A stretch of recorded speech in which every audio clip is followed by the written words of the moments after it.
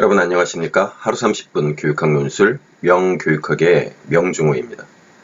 자, 오늘은 5부 교육심리학 가운데서 학습이론, 인지주의 학습이론을 살펴보도록 하겠습니다. 그 가운데서 먼저 형태주의부터 이제 시작을 해보도록 하겠습니다. 자, 329페이지 4절 인지주의 학습 이론입니다. 인지주의는 앞서도 계속해서 이제 언급을 했었던 거고요. 어쩌면 이 인지주의라고 하는 것이 여러분을 계속해서 괴롭히는 그러한 개념이 될 것입니다. 말 자체 가지고 있는 어떤 그 특징 자체 때문에도 그렇고요. 인지 그러면 이렇게 금방 머리에 탁 와서 닿는 게 없어요. 그렇죠. 인지라고 하는 말 자체도 일본식 한자고, 그러니까 인식하고 지각하고. 그런데 이제 지각과 인지가 뭐가 다른지는 잘 모르겠고, 구분이 선뜻 안 가고 그런 측면이 있습니다. 저도 그랬으니까요. 저도 그랬고.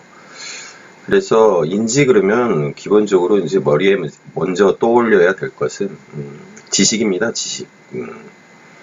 그리고 어쨌든 공부한다라고 하는 것은 이성적이고 합리적인 거잖아요. 그렇습니다. 물론 감정을 잘 다스리고 그 올바른 어떤 감정의 흐름을 갖다가 잡아나가고 하는 것들도 이제 중요한 그 공부, 학습에 있어서 중요한 부분이지만, 그런데 이제 특히나 이제 중등 같은 경우에는 대부분의 교과가 인지입니다. 그러니까 지식을 갖다가 얻어야 되죠. 그게 국어가 됐든 수학이 됐든 영어가 됐든, 특히나 이제 수학과 관련되어 있는 과목들은 대부분 다 이제 인지주의가 적용이 되거든요. 사실 수학을 통해서 어떤 정서적인 함양을 갖다가 이룰 수 있다? 그렇지는 않겠죠. 과학과 관련되어 있는 여러 교과들 같은 경우에는 물론 협동학습이라든지 뭐 탐구학습 방법을 통해서 서로의 이제 어떤 정서적인 교감을 갖다가 이루고 하는 것들을 갖다가 방법론적으로 어떻게 덧붙일 수는 있을지 모르겠지만, 그 교과들이 가지고 있는 중요한 특징들은 지식을 얻는 겁니다. 해당 그 교과의 지식은. 그래서 인지주의 그러면 여러분들이 먼저 떠올려야 될 것은 바로 그 이성과 합리성을 바탕으로 하는 지식의 습득이라고 하는 차원에서 여러분들이 바라보면 제일 적합할 것입니다. 자, 개요 인지주의 학습 이론의 가정을 한번 보도록 하죠. 학습과 발달은 학습자의 경험에 의존하며 학습자는 경험을 능동적으로 지각하고 해석하고 재구성하는 주체적인 존재이다. 여기 이제 나옵니다. 인지주의라고 하는 것이 가지고 있는 것이 능동적이다. 그 다음에 이제 해석, 이해, 그 다음에 재구성, 주체적, 이런 말들이 나오죠. 그래서 이 말들만을 놓고 딱 보면, 인지주의라고 하는 것은 구성주의하고 직접적으로 연결되는구나 라고 하는 것을 갖다가 알 수 있고요. 그래서 학습자가 지식을 구성한다는 구성주의적인 입장이에요.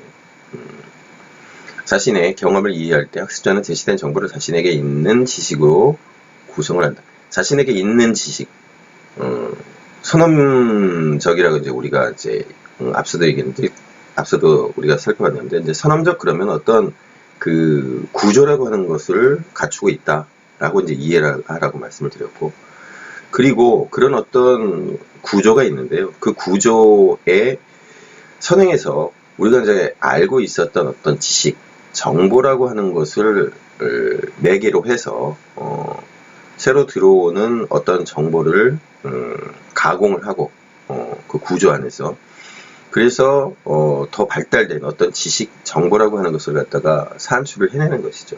이제 바로 그런 겁니다. 자신에게 있는 지식, 이미 알고 있었던 그 지식으로 이제 구성을 하는 겁니다. 구성되는 지식은 학습자의 선행 지식에 의존한다. 여기 나오죠. 선행 지식에 의존을 하는 겁니다. 그래서 모든 학습자가 동일한 것을 배웠다고 하더라도 자신이 갖춰져 있는 선행 지식에 따라 다르게 지식을 구성한다. 자, 그래서 선행학습을 우리는 굉장히 부정적으로 보잖아요. 제가 봤던 그 노량진 고등학교 수학을 가르치는 어떤 모 선생도 선행학습 얘기만 나오면 아주 그냥 굉장히 흥분을 하면서 절대 선행학습 시키지 말라. 자기 친구들한테도 그렇게 얘기를 한다라고 얘기하는데, 어쨌든 내가 갖추고 있는 지식 자체가 더 풍부하고 다양하다라고 한다면 새로운 어떤 지식이 들어왔을 때 그 지식을 갖다가 더 풍부하고 다양하게 만들 가능성이 있는 거죠. 그렇죠? 그래서 가령 내가 가지고 있는 선행 지식이 작으면 그 작은 만큼만 이 들어오는 정보를 갖다가 처리할 수 있는 겁니다. 구성을 해낼 수 있는 거예요. 내가 가지고 있는 선행 지식이라고 하는 게 아까 말씀드린 것처럼 풍부하고 다양하다라고 한다면 그 정보라고 하는 것은 다양하고 풍부하게 더 확대될 가능성이 높다라고 하는 겁니다. 그래서 이제 어린 아이들한테 다양한 책 읽기를 권장을 하고 다양한 어떤 경험을 강조하는 이유가 뭐냐면 바로 그런 겁니다. 어떤 정보가 들어왔을 때 그 정보를 좀 더 멋들어지게 가공할 수 있는 가능성이 높기 때문에 그런 겁니다. 자, 학습은 사회적 환경에 의해 촉진된다. 지식의 구성 과정은 사회적 상호작용에 의해 촉진된다. 어디서 봤죠? 피아제가 바로 이제 이런 입장이고. 그래서 인지주의 이론에 있어서 근간은 피아제에 많이 의존을 하고 있습니다. 자, 그래서 학습의 개념을 보죠. 학습이란 내적 사고 과정의 변화, 즉 인지구조의 변화이다. 구성주의적인 입장입니다. 내적 사고 과정은 정보를 기억하고 조작하는 과정으로 지식의 습득 과정을 말한다. 제가 말씀드렸죠. 인지주의라고 하는 것은 지식입니다. 지식을 갖다가 얻는 과정을 의미하고 인간이 지식을 어떻게 습득하고 이해하며 이를 문제 해결의 과정에 어떻게 적용하는지가 인지주의 학습 이론의 관심이다. 그래서 그 모든 학습 이론에 있어가지고 근간이 되는 것은 바로 이제 이 인지주의, 곧 구성주의입니다. 그래서 지금의 이제 모든 학습 이론이라고 하는 것은 로크가 얘기했었던 타블라 라사, 아니면은 그 사회화 이론. 그래서 외부에서 이식을 하고, 그래서 외부에서 들어온 것만 학습이 된다라고 하는 입장이 아니라, 그리고 이제 초기 행동주의에 있어가지고 그런 입장이 아니라 이렇게 안에서 이제 구성을 하고, 그리고 이제 발달을 하고, 그리고 이제 능동적인 어떤 그 학습자의 성향, 이런 것들을 갖다 이제 강조를 하고 있습니다. 자, 두 번째 이제 형태주의 이론, 게슈탈트 티오리라고 나오죠. 이 밑에 각주를 한번 볼게요. 게슈탈트라는 독일어는 게슈탈트, 구성하다, 형성하다, 창조하다, 개발하다, 조직하다 등의 뜻을 지닌 바로 이 동사의 명사형입니다. 그래서 전체, 형태, 모습이라는 의미가 있다. 여러분들이 뭐 이렇게 저렇게 해서 수많은 그 심리학 책들을 보게 됐을 거예요. 특히 이제 대중서들도 많이 나와 있고, 그런데 그런 그 심리학 책에 있어가지고 제일 많이 이제 언급되는 게 바로 이 형태주의 게슈탈트예요. 그리고 이제 우리들이 어떤 사물을 바라보는, 그래서 인간이라고 하는 존재가 무언가를 갖다가 이제 보고 느끼고 그거에 대해서 그 인식한 상황 속에서 어떤 행동이 나올 때 바로 이 형태주의라고 하는 게슈탈트라고 하는 것에 많이 의존한다. 많은 심리학책에 이제 그러한 내용들이 이제 언급이 되어 있습니다. 자, 형태주의 이론의 기본 관점을 갖다 한번 보죠. 인간은 무언가를 경험할 때 실제 존재하는 사실과 다르게 받아들인다. 그래서 이제 이 파이 현상이라고 하는 게 있어요. 메르타이머가 이제 주장한 것인데요. 두 개의 불빛이 번갈아 꺼졌다 켜졌다 하면 불빛이 움직이고 있는 착각을 하게 된다라고 하는 거죠. 그래서 착각의 동물이라고 하는 거예요. 인간이 굉장히 그 이성적이고 합리적이고, 그래서 그런 어떤 행동을 갖다가 이제 하는 데 있어서 우리가 이제 생각하는 어떤 완벽함은 아니지만 그래 일정 정도로 그 완성된 존재가 아닐까라고 생각하는 걸 갖다가 이제 일거에 이제 깨트려 버린 것이 바로 이 메르트하이머를 비롯한 그 형태주의 그 이론가입니다. 이론가들이에요. 그래서 형태주의에서는 우리가 경험하고 있는 것이 때로는 경험의 본질과 상당히 다를 수 있다라고 하는 것을 보여준다라고 하는 것이요. 그래서 이 두 번째가 중요합니다. 전체는 단순히 부분의 합이 아니라 그 이상을 의미한다. 인간의 행동을 단순한 요소로 작게 나누어 설명하려는 행동주의적 환원주의에 이제 반대를 하는 겁니다. 그래서 복잡한 현상을 단순한 요소로 분해하는 것은 현상에 대한 전체 모습을 왜곡하게 된다. 그렇게 이제 행동주의에 대해서 이제 비판을 합니다. 그래서 인간은 자신의 경험을 나름의 방식으로 구조하고 조직화한다. 형태란 외부 환경에 존재하는 것이 아니라 인간이 능동적으로 이제 조직한 것이라고 하는 거고요. 정보의 형태를 인지하고 해석하는 인간의 지각에 관심을 두면서 지각된 정보가 구조화되고 조직화되는 원리를 밝히고자 한 것이 바로 이제 형태주의인 거죠. 주요 학자하고 이제 이론을 한번 보도록 하죠. 메르타이머의 이제 형태 이론입니다. 의미. 형태 이론에서는 부분의 총합은 그 전체보다 크다. 이렇게 얘기를 하는 거죠. 그래서 학습자는 학습 상황에서 부분을 보는 것이 아니라 각 부분의 상호관계의 맥락 속에서 전체를 지각한다. 그래서 지각의 법칙을 보면 간결과 의미의 법칙이에요. Law of Pregnance라고 하는데 단수성의 법칙 또는 좋은 형태의 법칙, 이게 제일 크게 작용을 합니다. 인간은 어쨌든 불쾌한 것을 보고 싶어 하지는 않아요. 물론 어떤 특정한 어떤 공포 상황이라든가 그래서 잊기 힘든 어떤 장면을 갖다가 이제 목도해서 그게 자꾸 떠오르게 되는 그런 상황이 아닌 일반적인 상황에서는 어쨌든 일상적인 어떤 사물을 볼 때 단순하고도 좋은 형태로 이제 보려고 하는 성향이 있다라고 하는 거예요. 인간은 어떤 상황을 독립되고 무의미한 단편으로 지각하는 것이 아니라 조직된 전체로 지각하는 경향이 있다. 그래서 어떤 형태라고 하는 것이 딱 갖추어져 있게끔 보려고 한다라고 하는 거예요. 인간이. 그래서 좋은 형태, 게슈탈트는 규칙성, 단순성, 항상성을 가진다. 그 다음에 전경, 배경의 원리예요.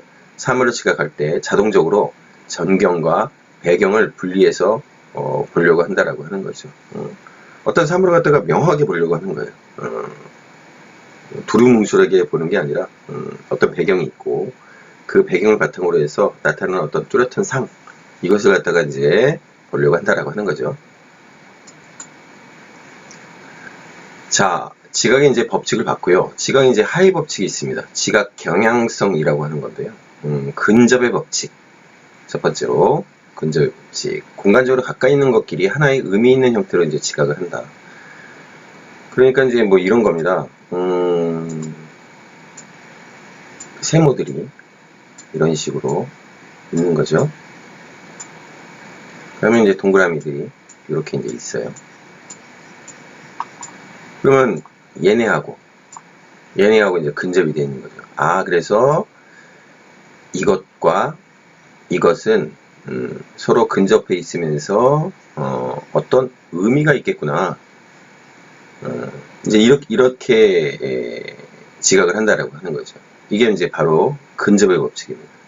이 사이가 떨어져 있는 이 상황에서 이것과 이 묶음을 하나 이제 의미 있는 것으로 지각을 한다라고 하는 거죠. 유사의 법칙. 크기, 색상, 모양이 비슷한 항목끼리 하나의 의미 있는 형태로 이제 지각한다. 이제 조금 전에 봤던 것은 바로 이제 그 근저의 법칙하고 유사의 법칙이라고 하는 것을 갖다가 같이 보여준 거예요. 조금 전에. 그죠? 그다음에 폐쇄의 법칙입니다. 불완전한 형태나 경험을 보충하여 완전한 형태로 이제 조직하는 거예요. 그러니까 이제 이렇게 되는 겁니다. 떨어져 있지만 이런 식으로 돼 있어요. 떨어져 있죠. 떨어져 있지만 이걸 갖다가 어떻게 이해하느냐, 이렇게 동그란 원으로 사람들은 지각을 하려고 하는 거예요. 이게 바로 이제 폐쇄의 법칙입니다. 자, 연승의 법칙. 처음 시작 항목과 동일한 패턴이나 형태로 지각이 완성되는 경향이 있다.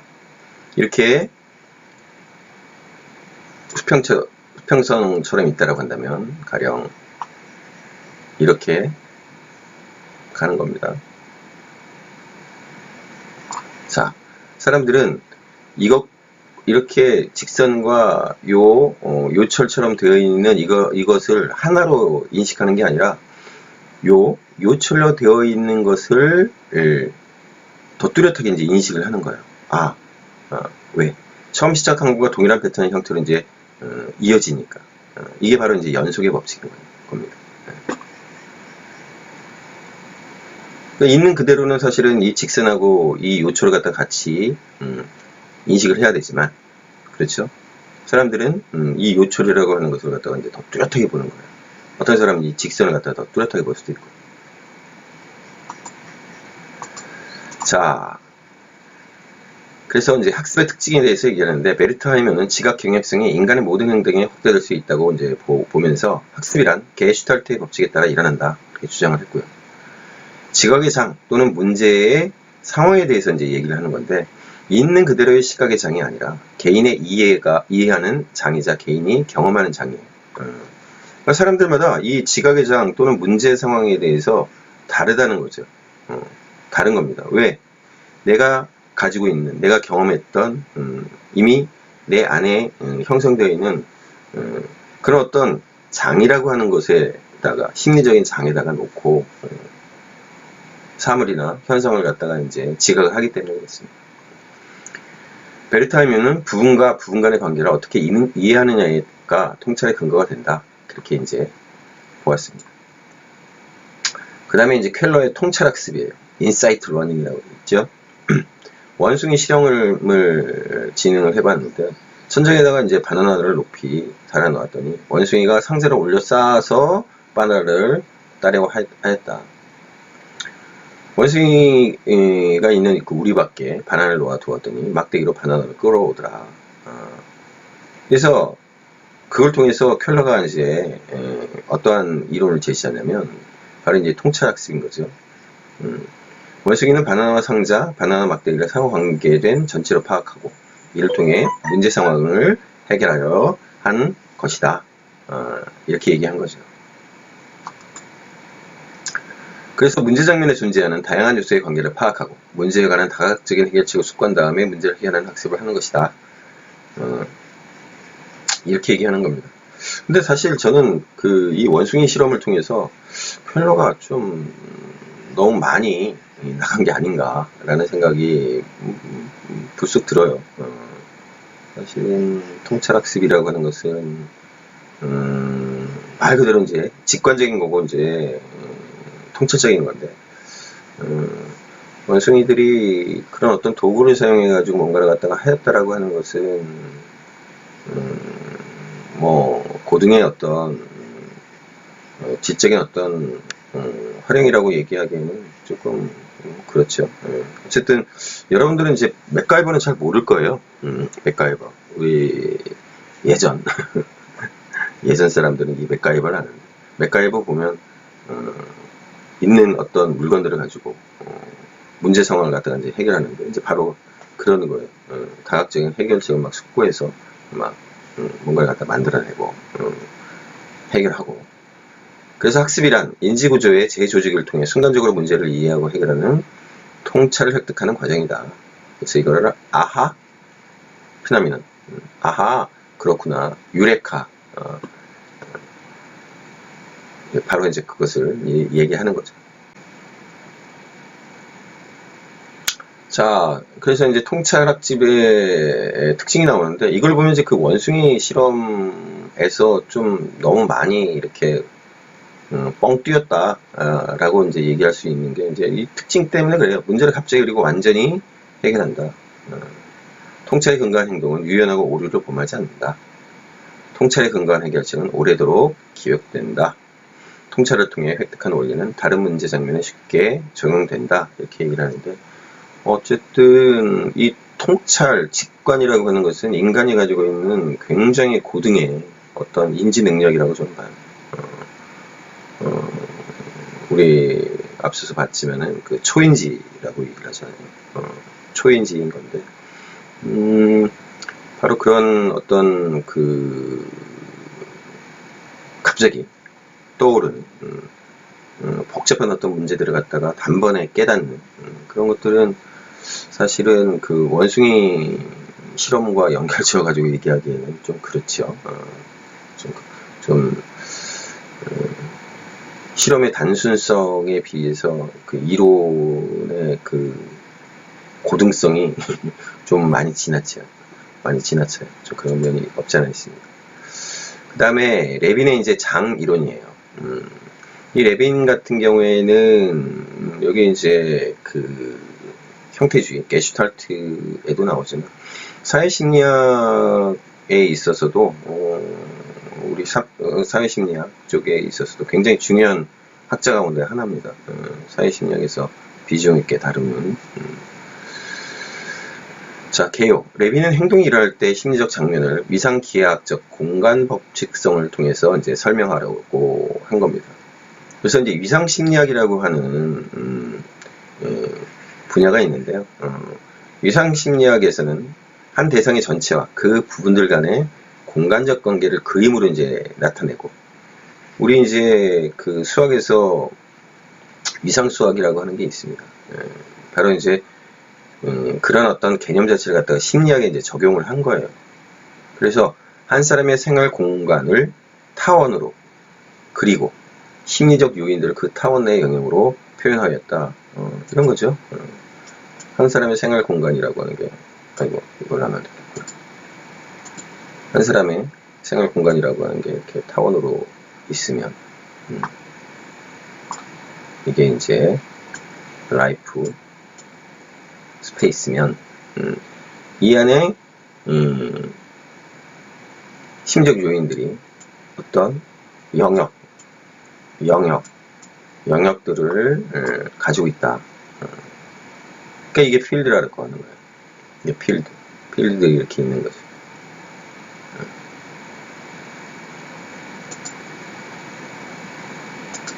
각 영역이 그 사람에게 이로운 방향으로 작용하는지 혹은 해로운 방향으로 작용하는지에 따라 그 영역의 값을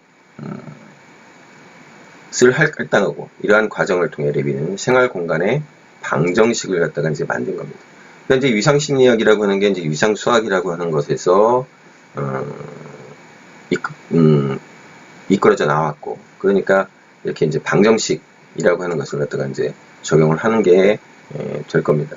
그래서 장 이론을 보면 장이란 한 사람의 전체적인 생활 공간인데 물리적으로 표현되는 공간이 아니라 인간 행동을 결정하는 심리적, 주관적 요인이 복합적으로 작용하는 공간이다.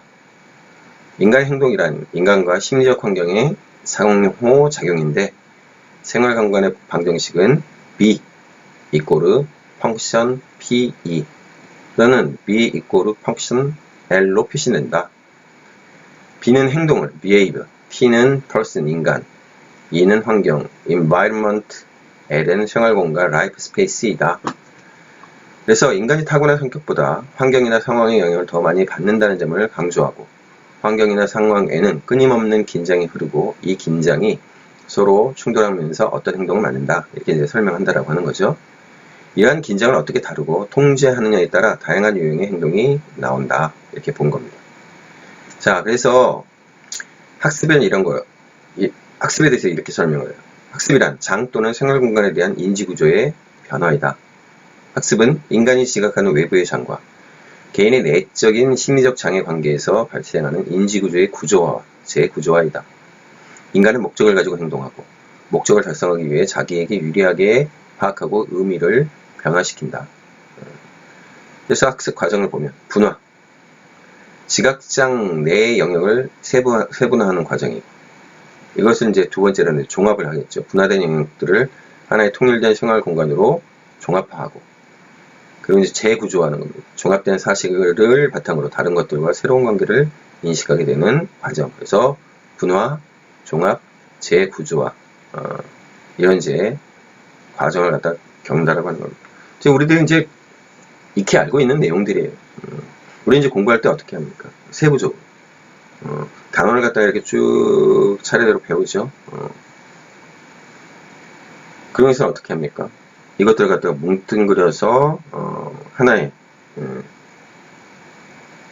가령 뭐 고등학교 1학년 수학이면 수학과 관련되어 있는 전체적인 것으로 파악을 하고, 그래서는 이걸 갖다 이제 문제 풀이나 이런 것들과 이제 연결 지어야 되잖아요. 그리고 이제 각 독립적으로 배웠던 그 단원들 자체가 대부분 다 또 연결이 돼요.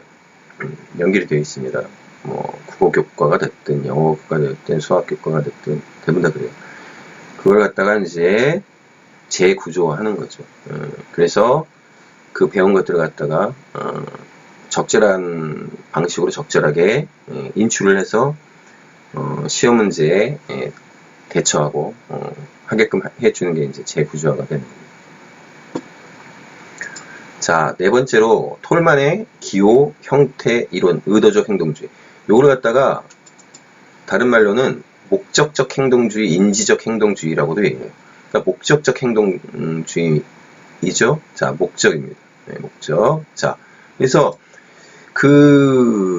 이 형태 이론, 게슈탈트 같은 경우에는 실험을 굉장히 많이 했어요. 여러 가지 다양한 시험들을 합니다. 아까 봤던 레빈 같은 사람도 그렇고, 톨만도 그렇고,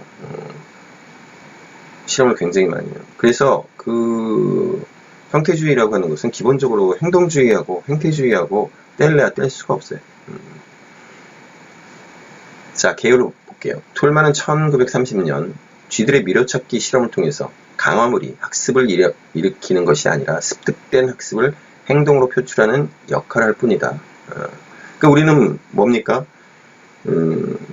스티뮬러스, 어떤 이제 자극이라고 하는 것을 통해서 반응을 나타내는 것이 반복적으로 이루어지다 보면 그게 이제 학습이라고 보는 거잖아요. 그래서 그거를 갖다가 계속해서 강화를 시키고, 그렇죠? 그 중간에 이제 매개로 들어가는 강화물이라고 하는 것이 말하자면 학습을 갖다가 더 촉진을 시키고, 그렇죠? 우리는 이제 그런 식으로 이제 행동주의에 있어가지고, 초기 행동주의에 있어서 우리는 그렇게 이제 인식을 했다라고 하는 거예요. 이제 바로 그거에 대해서 톨만은 그렇지 않다. 강화물이라고 하는 것은 그렇게 학습의 어떤 매개물로서 작용을 하면서 학습에 있어가지고 굉장히 중요한 어떤 역할을 하는 것이 아니라 습득된 학습을 갖다가 행동으로 표출하는 역할을 할 뿐이다. 이렇게 이제 주장을 한 겁니다. 그래서 여기 나왔던 것처럼 어떤 목적, 의도에 따라서 내가 가지고 있는 거기에 따라서 이제 어떤 행동이라고 하는 것이 나온다. 자, 강화가 잠재된 학습을 드러나게 만드는 구실, 동기이고, 강화를 받지 않는 행동도 잔음제 학습의 형태로 남아서 다음 학습에 영향을 미친다. 일단은 어떤 학습의 과정이라고 하는 것이 만들어지고 이루어지게 되면 그것이 특별히 어떤 강화물이 매개가 돼서 강화되지 않더라도 어떤 잠재된 형태로 이제 남아있다라고 하는 거예요. 그래서 그 다음번 학습을 할 때 그것이 이제 작용할 수 있다라고 하는 겁니다. 자, 그래서 톨만의 연구 결과는 보상을 받지 않아도 학습이 어느 정도 일어난다. 강화를 학습의 필수 요인으로 고려하는 행동주의 학습 이론에 이제 반대를 한 거죠. 그래서 유기체 행동은 유목적적이고 자신이 환경에 대한 인지도식을 구성함으로써 학습한다.